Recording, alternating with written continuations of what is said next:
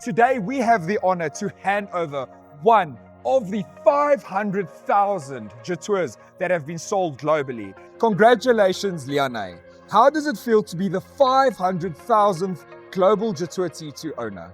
Honestly, it feels absolutely incredible. I'm super stoked. I can't wait to take on some adventures with this car, go up the mountains, just be a bougie girl as well.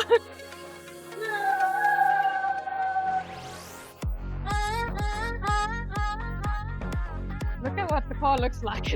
I saw this car on Instagram. I saw it on the streets as well. Couldn't resist it. I had to come look at it, take it for a spin, and I was hooked. I like the big screen in the middle. I love the center console where I can put some nice drinks in there with my friends and just go have a good time.